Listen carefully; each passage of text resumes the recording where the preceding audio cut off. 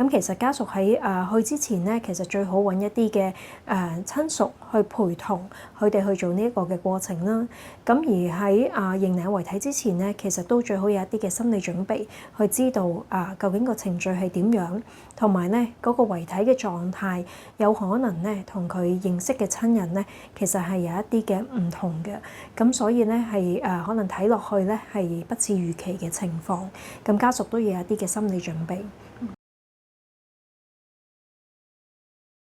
首先我哋都要知道自己嘅狀態啦，嗰個心理嘅狀況係咪係適合，同埋咧係咪夠強大去陪伴？因為如果自己嘅情緒都唔穩定嘅時候咧，都有可能影響咗親屬嘅。咁第二咧就係如果自己都可以啦，咁其實咧都可以幫手咧，喺呢個咁複雜嘅認領遺體嘅過程，同埋好多文件要處理嘅時候咧，其實咧親屬咧都可以協助咧去幫即係直系嘅親屬去了解多少少嗰個嘅過程，同埋處理一啲文件。因為咧喺一個好傷心嘅情況之下咧，直系親屬咧可能都會有一啲嘅認知方面咧係比較難專注啦，記性會差啲。咁所以如果親旁咧就係一個親友嘅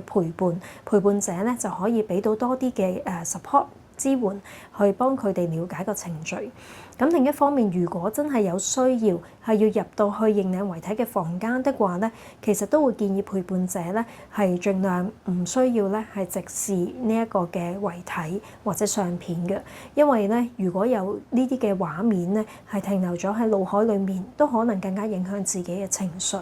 咁所以如果唔係好必要嘅話咧，其實盡量咧可能係唔好直視啦，或者係望向地下嘅位置，但係咧喺身旁咧就支援需要認領遺體嘅直系親屬，咁呢個都係有幫助嘅。